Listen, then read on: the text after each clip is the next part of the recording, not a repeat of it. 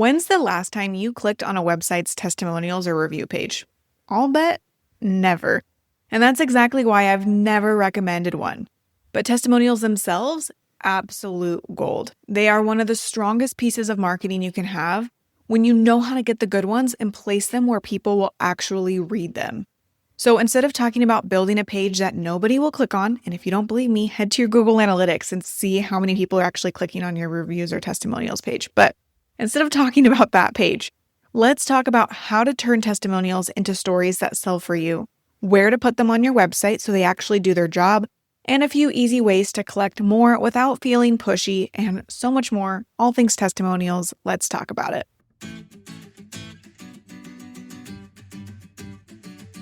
Welcome, Petpreneur, to the Pet Marketing Unleashed podcast. I'm your host, Michaela Vargas, founder, designer, and educator behind Pet Marketing Unleashed. This podcast is all about growing your pet business without the stress. Here, you'll find episodes packed with actionable tips and advice for streamlining your online presence, avoiding burnout, and onboarding new clients while you're away from your desk or out with the dogs. So pop in those earbuds and learn stress-free marketing and website strategies with me while you head out on your next dog walk, pet sitting visit, drive to your next session, or just wherever your pet business takes you next. Let's dive in. Pet parents are doing more research than ever before. There's more saturation, right? So they have a lot more options when it comes to pet care or dog training or pet photography, and they want to feel confident that they're making the right choice. So testimonials can act like proof that basically says, all right, I've worked with somebody like you before, I followed through and completed the service, and your pet's going to be safe with me. And in a world where fake or AI written reviews are everywhere, authentic testimonials with either like some details or photos or even short video clips are still so incredibly effective at bringing that personal connection, that social proof, especially in the pet industry.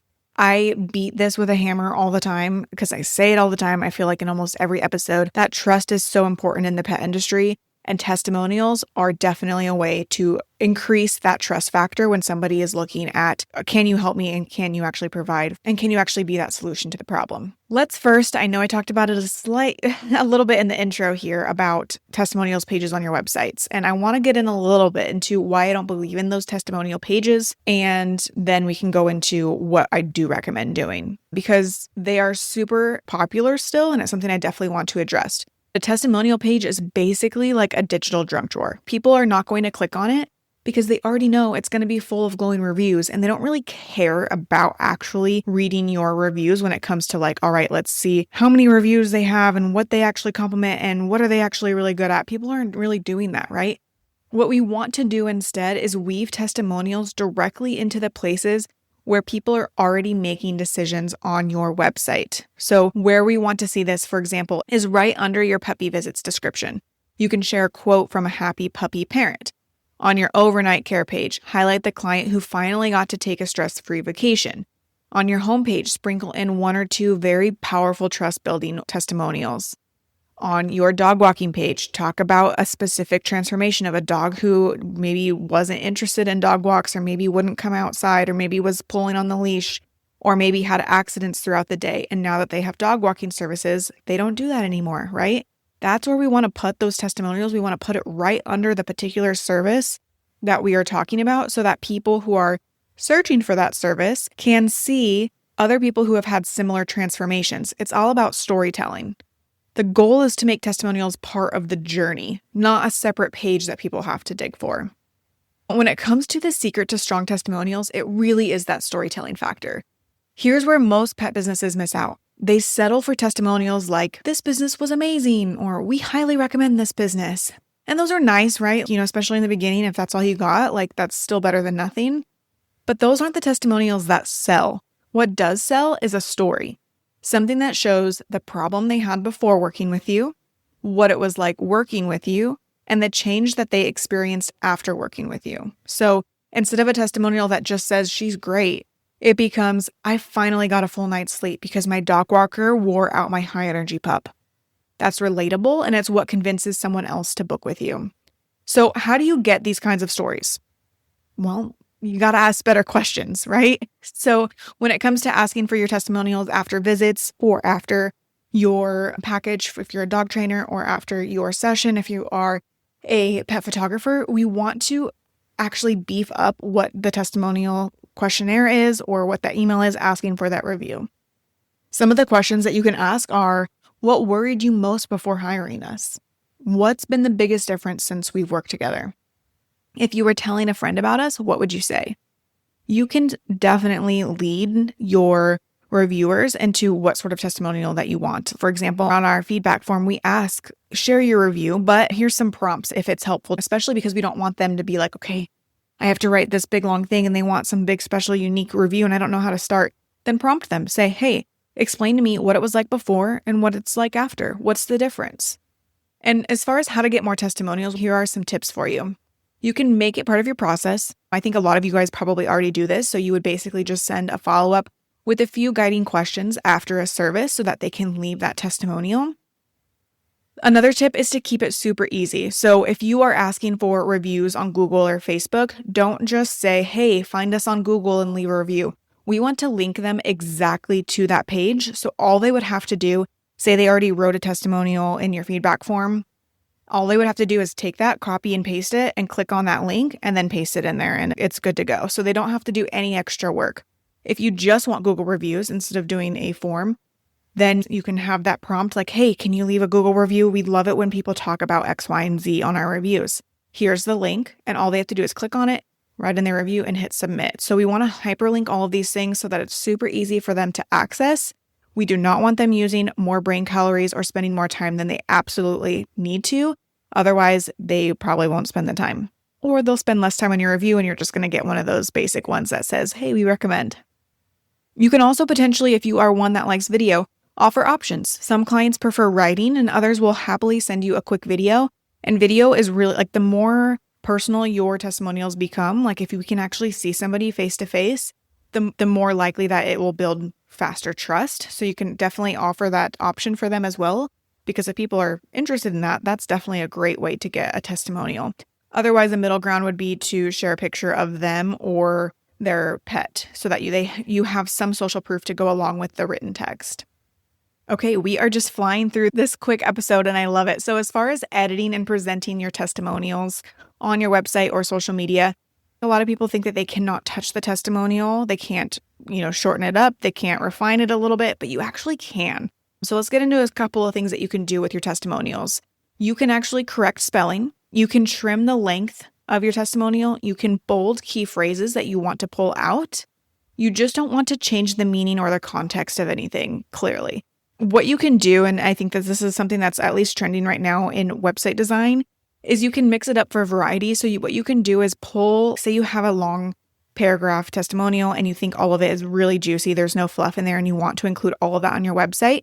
You can pull a one-liner, like those key phrases, and put it above the main testimonial. So like the main awesomeness of that testimonial. And I'll include an example for this in the blog post that goes with this episode so you can see what I'm talking about. But you can pull a one-liner from that testimonial, put it above, and then you can have the testimonial below it. So that's one way to help. If someone wants to read the whole thing, they can, but they also can just see that one-liner, that one takeaway, that one transformation as well. When it comes to trimming the length of a testimonial, what you want to do here, sometimes we get super long testimonials, which are awesome, but that just takes up a lot of space on our website. It doesn't fit into a social graphic. So what you can do with that is you can take, if you want to split it into 2 sections and you can take out the middle portion, you just want to add 3 periods. So if it ends in she was so great, ... then you want to pick up from where you want to pick up again, then you can restart it after that. So that way you can kind of split it up and you can condense it and shorten it without having to only pick one of those lines. So you can definitely do that as well. Another thing you can tweak for context is instead of saying she or they, or if you changed your business name, you can update that for clarity. So sometimes instead of if they put the team or if they put Michaela, sometimes we'll update that to say Pet Marketing Unleashed because actually it was the team. And that can be really helpful to be okay, this is the business name, this is who they're working with. So you can provide clarity in that context as well. As far as the length of testimonials and what I typically recommend, I think it depends on the area. So obviously on social media, we're going to want really short testimonials because people aren't going to really read through the whole things. On the website, we typically want mid to short range when it comes to your testimonials, but it also depends on the type of page that it is. If it's a really long sales page and you need to do a lot of social proof, that's something where you can have more testimonials. But then when it comes to blog posts, and if you're doing case studies or client spotlights, that's where you can have really long form type testimonials, and we really want to infuse it as a story. And those are really, really great for dog trainers, potentially also for pet photographers, and then for pet care providers who are providing a service that's really transforming dogs' lives. So if you have a lot of clients that have had transformations in the realm of like separation anxiety, leash pulling, maybe like a cat that wouldn't even come out from under the bed and now is super social and that sort of thing. So things that you've really seen transformations in the clients. And when I say the clients here, I'm talking about the actual pets and also the owners as well, because they obviously benefit when their pets are doing well too. Those are the testimonials that do so great as blog posts and case studies and spotlights that I highly recommend putting in there, because we want that storytelling component and we want people to be able to see that transformation in themselves. The best thing you can do for your testimonials is make them feel like they want to be that testimonial. That's the power of storytelling. Is if like I see, for example, my dog struggles with separation anxiety. So if I go to a dog training website and I see a testimonial about this small dog who, we've gone through 3 trainers and we finally are on the other side of separation anxiety. We can leave the house without being worried that something's going to break or that our dog is not going to pee in his crate or blah, blah, blah, blah. Our lives are completely changed. We can leave the house. We have more freedom. We know that our dog's doing well at home. Like there's nothing better than that, right? Okay, so say I go on that dog training website, I see that testimonial. I'm like, yeah, I'm sold. I'm 100% sold because I want that. That's exactly what my dog's experiencing. And this person is on the other side of that. I want that. You almost want to create FOMO with it. It's so powerful. And that's the power of testimonials. And I think a lot of times we get stuck on just wanting a lot of testimonials. Like, oh, we got like 100 plus 5-star reviews. That's awesome. That's really cool. But we want those testimonials to be working for us. We don't just want, oh, I really recommend them. So make sure that we're encouraging them to share more about the transformation. Make sure that you're putting them in the right places. Make sure you're optimizing them so that people are more likely to read them. You got to think of testimonials as mini case studies that your clients write for you. They are free, powerful, and authentic. And if you take the time to ask the right questions and put them on the right places, it can really do wonders for you. So your next step is simple. I want you to update one page of your site, like a services page, with a testimonial that backs up what you are offering on that page. And remember, your clients' words can do the heavy lifting. You just have to put them where they count. And if you want a shortcut or some help here, our pet business website templates already have spots built in for strategic testimonials all throughout all of the website pages of each template. You can see those at petmarketingunleashed.com/shop. And I can't wait to see how your testimonials start working harder for you by implementing these things. Remember, let your clients do the talking for you. You have got this. Thanks for listening all the way to the end of this quick episode. I hope this helps really rein in and build trust, show the transformation, and helps you get more clients. Thanks so much. Thanks for listening all the way to the end. I appreciate you being here. And if you enjoyed this episode, which I think you did because you're still here with me, then I want to invite you to check out our website templates over at petmarketingunleashed.com/shop. As a podcast listener, I know you're serious about taking your pet business to the next level, and your website is a crucial piece to making that happen. After all, your website is more than a digital business card. It's your virtual assistant, your marketing person, your booking manager, and it should be working for you around the clock, bringing in clients, saving you time, and growing your business. Our Pet Marketing Unleashed website templates are not just pretty. They're also strategically designed for your type of business, built with search rankings in mind, and are truly easy to customize so you can launch a successful website and streamline your operations. You'll also get access to our signature course that shows you how to write website copy like a pro, do foundational SEO, and set up your tech. So with a few clicks to customize, you have absolutely everything you need for a website that stands out from the pack. And as a thank you for being a loyal podcast listener, you can use the code PMUPodcast at checkout to get 10% off your website template. Again, that's PMUPodcast for 10% off your template. If you're ready to elevate your website and make it work as hard as you do, head over to petmarketingunleashed.com/shop and explore all our templates. Also, if you love this episode, sharing it with a fellow preppreneur or leaving a review and rating is a great way to support this podcast and keep it running. Thanks again for tuning in. I'll be back soon with a new episode.